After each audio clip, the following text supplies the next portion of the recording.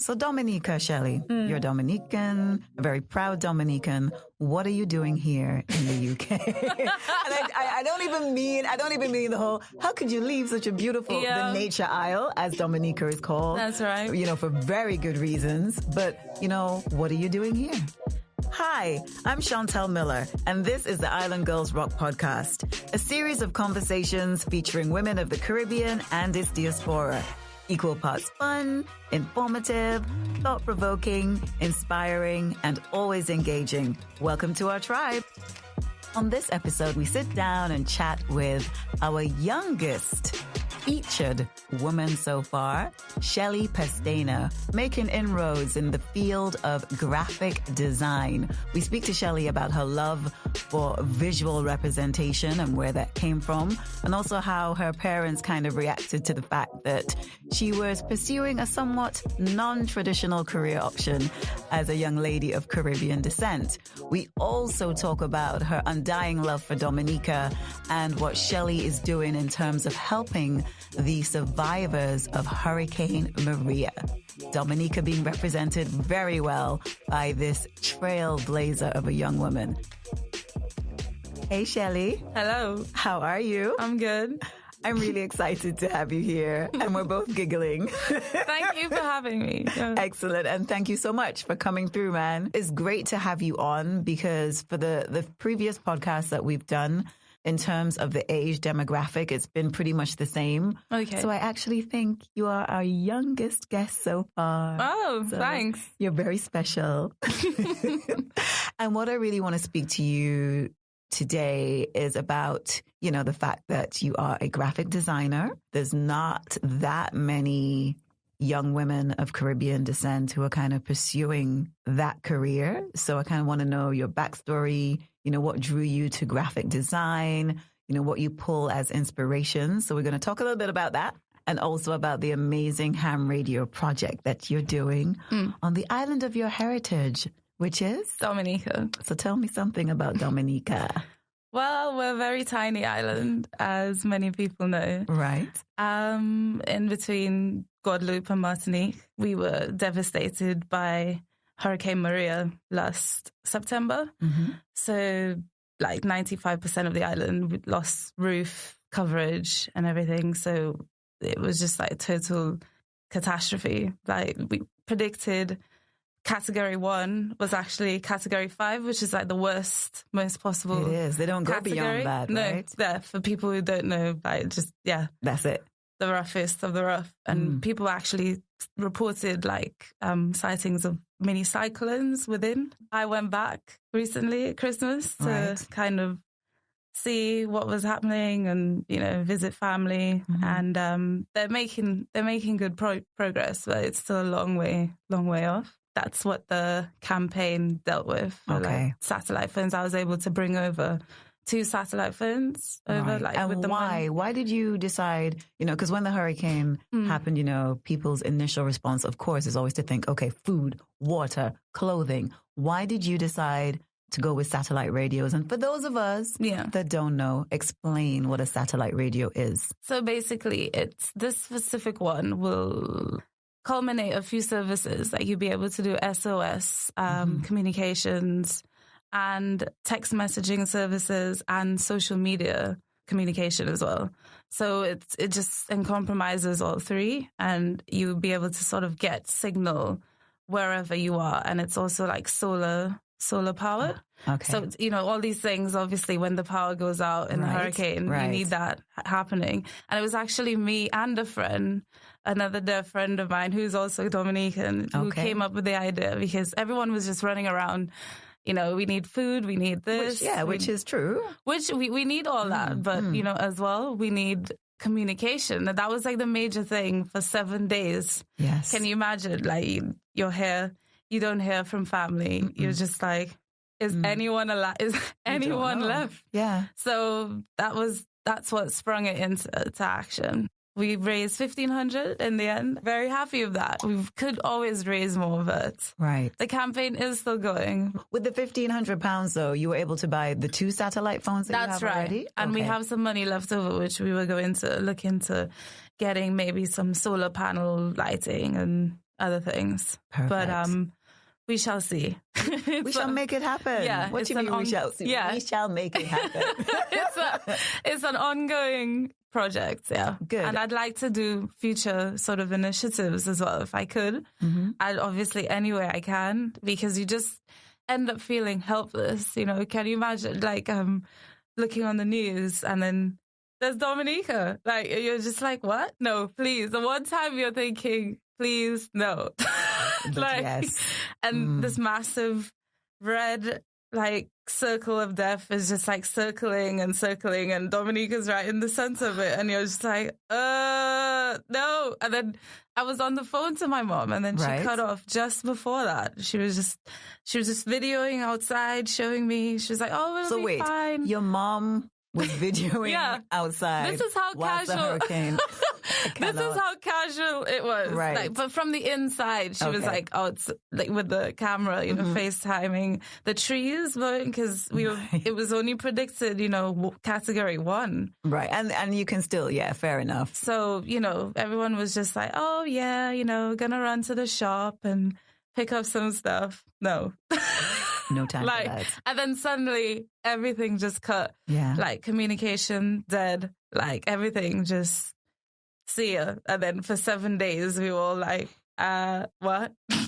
So yeah, like it just wasn't a fun time. No, not at all. Not at all. And all the other islands who at the same time were experiencing very much the same thing. Yeah, mass panic. Just mass panic, because it wasn't the way that it gained strength. It was so just irregular. Just really quickly. Yeah. Like, as you said, 1 minute you're like, oh, it's category 1. We got this. We survived worse. And then it's like, oh, okay. An hour later, it's a 2. And you're kind of watching it like, wait a minute. And then, you know, your heart starts to pound a little faster. And you're thinking, okay, my friends and family are back on those islands. Hello. And then, as you said, it got real. Going back, you know, like I can't even, the stories people were saying, like my brother held together like the window with my mom and the dogs, and they were just like inside and just kind of bracing. Do you mean, Shelly? They were bracing the basically like preventing the window from blowing open, because if the wind got into the house, the whole compound goes. So everybody was doing the same thing. Everybody was like holding on to a window, you know, fixing a door or something to prevent it coming in, or doing what you could to protect them. It was just taking off everything, man. Like, hopefully we don't ever get that again. But you know, it does happen like every few years. Well, the last really bad one was like in the 70s with Hurricane David. But that was nowhere near as bad as this. So Dominica, Shelly, you're Dominican, a very proud Dominican. What are you doing here in the UK? And I don't even mean the whole, how could you leave such a beautiful, the nature isle, as Dominica is called? That's right. You know, for very good reasons. But, you know, what are you doing here? So my mom, she got a job over here like a good few years ago now, when we were like young teenagers. Okay. So she brought us over. Like, we didn't really want to leave, obviously, but we were kids. We didn't know what was going on. Right. Really. Okay. So you didn't have a choice. No. Pretty much. So this is what's good for you. And now you're here. Like, we thought we were coming over just to like visit, really. But, yeah, we came over and we lived in Essex, actually, before this. Okay. Before London. She was here for a contracted job for 6 years, and then she went back. So how old were you when you came over to England? 12. Yeah. Wow. So I did my education in Essex, and then I came to London later when I wanted to pursue the arts. All right. So you kind of, wow, you're an Essex girl. And what? Excuse me? What was that? Not so much. Okay. Like 1 foot out, 1 foot in. Not really even. Okay. But yeah, for the time I lived there. But I still have family there. So we visit all the time, obviously. But yeah, I think I consider myself a worldly spirit. You left Essex for a very specific purpose, which was what? To pursue university in the arts, because there's not much in Essex, like in terms of that. Like, so I went to University of the Arts. I did graphics and communication. And then I stayed. The recession happened, so the jobs weren't really flowing. Okay. So for a few years it was a bit rough, but then, persevered. And then, it went followed through, it picked up and everything, and things started happening. So University of the Arts, London, pursuing a degree in graphics, or was it fine arts? What were you doing? No, graphics. So why graphics?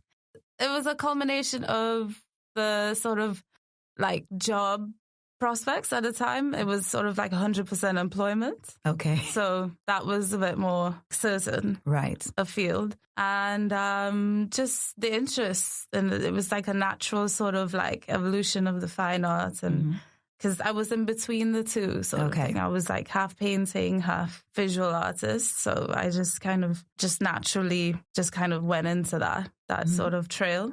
But I've always been an artist. I've always had interest in dance and like, anything visual, film, massive documentary fan, just everything and, visually stimulating. Like I just love to get involved with. When I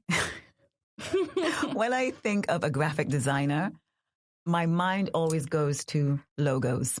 Yeah. And obviously that's just a teeny tiny part. Yeah. So tell us, what is a graphic designer? And is there such a thing as a graphic artist? I mean, it's subjective, like the way the interpretation. Like for me, I'm more of a sort of like visual artist, I would say, like a visual sort of culmination of things, because I do editing, some web sort of like design, layouts of like sort of like posters and like visual material, mood boards. Right. So it's a culmination, like, if, it can extend to packaging. It's anything you wish to sort of like interpret into form and then shape it to make it your own with the use of computers, obviously, and programming. Right. No, that's the part. Yeah. For me, I'm we have programs to, like we use to, but the visual sort of aspects of it is where it starts with me. Like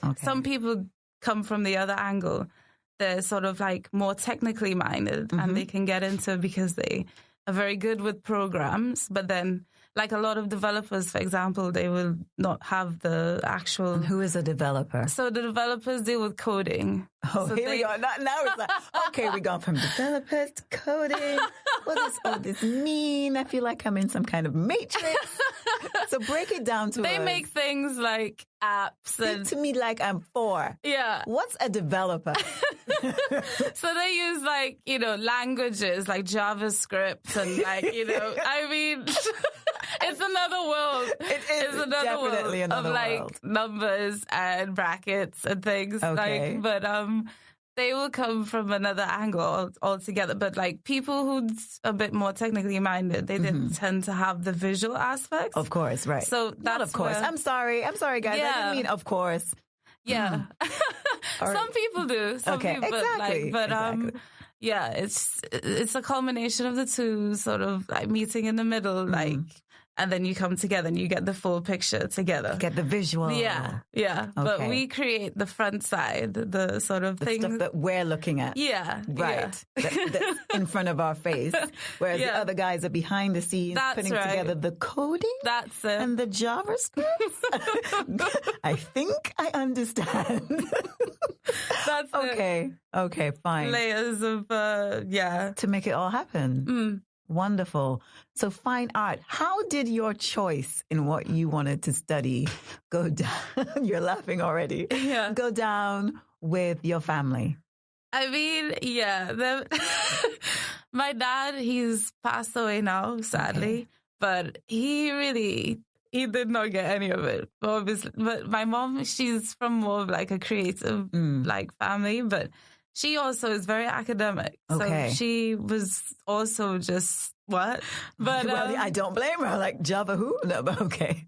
Once I make up my mind, I can do, and I will do. So, I mean, I don't really need permission? They're sort of, they're sort of like tight guidance to what I could just sort of research myself and just sort of like get into, you know, the areas that I wanted to with it and that sort of thing. So, I mean, if I had to delve into, I guess, like my background, like Dominica and everything, it was so bright and vibrant and, you know, lots of creative inspiration there and just everything about it, like the colors, I guess, and everything. And I just drew from that. And God, I always went to a lot of galleries here and then just, you know, just got into that way of thinking. And then once you start off, like we had like a really good art department at my old school in Essex. So I was just there like all the time, like just like painting, I did a lot of pottery work as well. Okay. And then I went more into the painting side of it and textile work. I found something that I loved and I just kept going with it. And I still paint in my spare time. And I was in a gallery like last year. Like Give me? Yeah, it's one of my pieces. What? Well, yeah, one of my pieces got featured with like another friend of mine who's an artist. And where? It was in the Menair Gallery near London Bridge. Seriously? It's basically like it was like a Mexican piece. So it was like the sort of coming together of a Mexican artist and a British artist and getting the two visuals together, like to represent, you know, a coming together of the cultures and all this. And how was that for you, Shelly, to have your piece featured in a gallery? That's I mean, if you guys can see Shelly just kind of, you know, laid back. Yeah, you know, I just got featured in a gallery, in an exhibition, displays. That's a big deal. Yeah, it was unexpected because he called me up like just really like a couple of weeks before. So I didn't know what really was going on really with it. But yeah, it was good. It was a nice surprise. It was Sometimes that's the best way. Yeah. Awesome. So where can we actually see that piece? Do you have a website that we can kind of view some of your work? What's up? I have like an offline sort of archive collection, which I will put up, I think, this year at some point. But I actually have a portal to my design stuff separately from that, which is shellproof.com. So, employability. You went over to the side of graphic design. Are you working full-time within your field? Are you working for a company? Yeah, Are you freelancing? Break it down. At the minute, I am. Okay. I was working for myself for a period. How was that? It was challenging. How so? But I enjoyed it. But it wasn't really going and moving into the direction that I wanted to go, basically. So, which was what? I just wanted to sort of have in my mind a set few projects to work with, and you know, it just wasn't coming together quick enough. You know, it was a lot of me chasing, pulling together like other details, and you know, not really being able to get to the core of, you know, creating anything. Just so much admin. Right. Just no. Just no. Just no. Like, it was just a bit overwhelming at times. But when it was good, it was good. Okay. But I mean, it's not something I wouldn't revisit, obviously, if somebody commissioned me or something. Okay. But for now, I'm happy in the role. I'm working for a really good like research company, and yeah, they do some great work for some great clients. Okay, so they're quite like not the norm like research. Like they're very like sort of, they look for unique projects, interesting, you know, more creative stuff, which is great because obviously I'm from that creative side. Right. Okay. What do you do for a research company as a graphic designer? I would be doing the proposals, the sort of like mocking up magazine material. Right. Okay. Coming up with sort of like new ways to present whatever like they wanted to sort of take into a meeting or something. Like if they wanted a specific sort of like visual to present with, something along the lines of that, like, and then just a mash of other sort of like think tank material, right? And, you know, creatively designing and like that's what I'm doing at the minute. I'm doing like sort of like the inside of the office and things like that. Like, wow.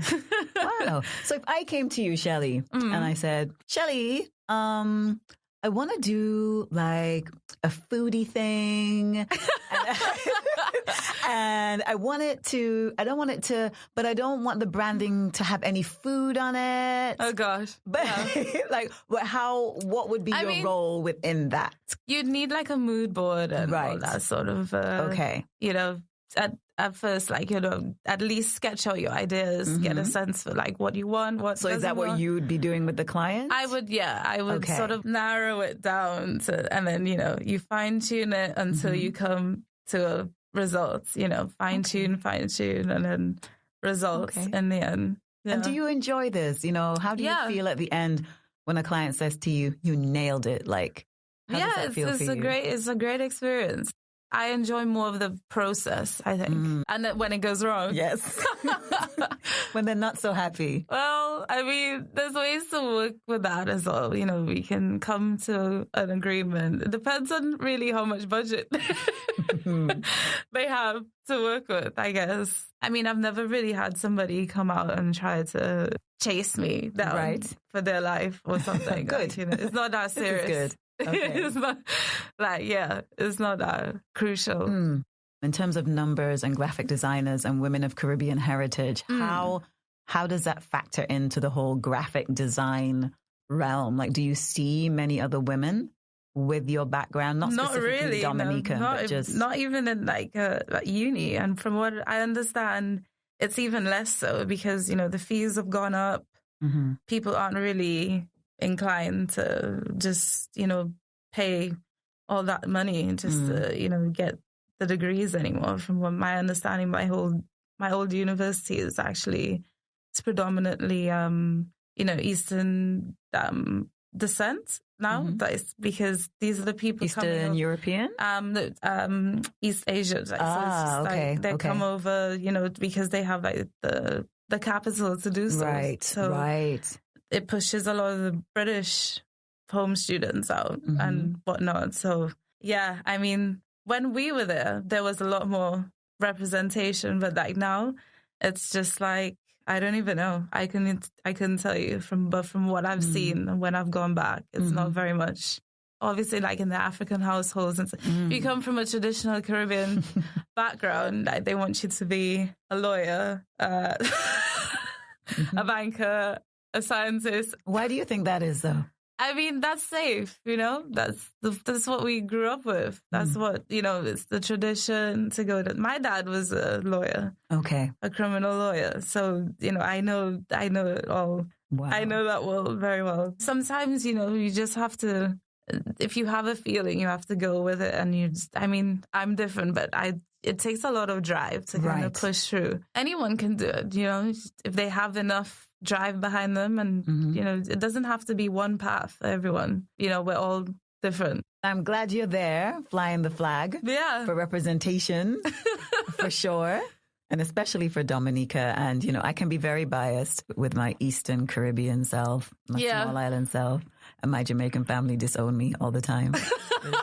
You know, it's all good. You spoke about the representation in the universities and why you feel that that's kind of dwindling. So what about the workplace? What has your experience been? And not just even, you know, bringing it down to women of Caribbean heritage, women, Black women, graphic design.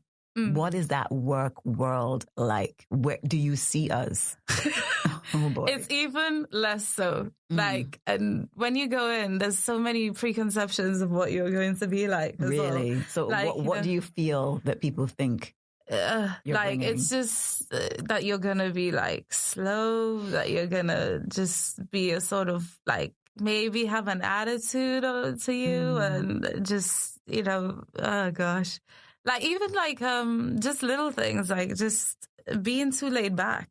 That's the thing as well, you know. It's a very fine line of like being angry or something, or being, having a attitude. Or if you're too laid back, it's that's no good either, because it's seen as like not working fast enough or something. I was in like this corporate PR place where that was like a major issue. Even though I was working, you were doing the work ridiculously. Someone actually said I looked like too laid back in my feedback. It was just like, what? Wait, you looked too laid back. But what was the quality of your work? It was good. It's just, a cultural difference. What's happened back home and stuff. Like, I just, you can get wrapped up in like a lot of this, what's going on, but it's just, it's trivial. Like, at the end of the day, there's bigger things going on about like, than to be bothered by like what one colleague or somebody says or something rubbish. Like, you're just like, really? Like, this happened over here. Like, like some people, island. You know what I mean? Some people don't have roofs. Like, what is this?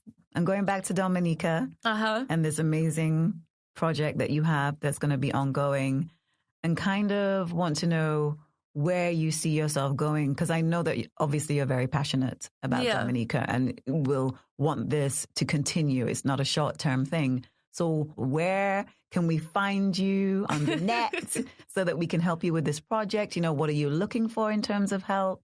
What's going on? Well, so there's like a GoFundMe live link that's still live for donation.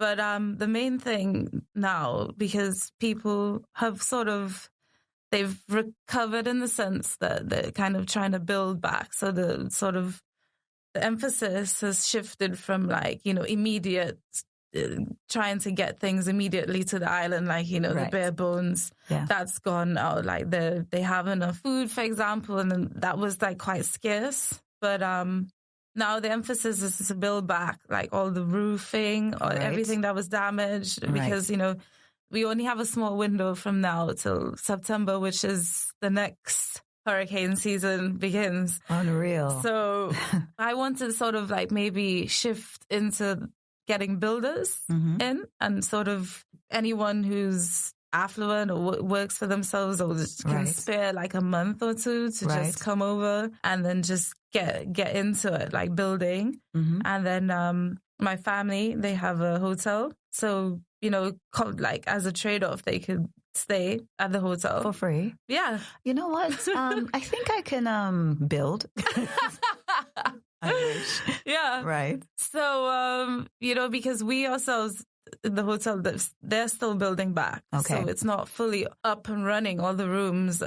So, we have been hosting like people from the UN who are coming in, and other people who have come in as aid workers in the hotel. We've been using it as a base for them. So that's like been like an ongoing thing. Okay. So that's where I think I see it going. So basically looking for people who are qualified and skilled in all aspects of building. Yeah. So roofers, everything. Yeah. And the trade-off would be you come and help to rebuild That's right. Dominica for a month or two or whatever you can spare. Yeah. And you don't have to worry about your accommodation. That's right. Yeah. Because we can put you up in this hotel. Yeah. And so do you feel that, after the hurricane, in terms of the support for Dominica from the UK-based community, how do you feel about the support? I mean, it's been great. Like everybody has been, initial response, sending as much help as they could.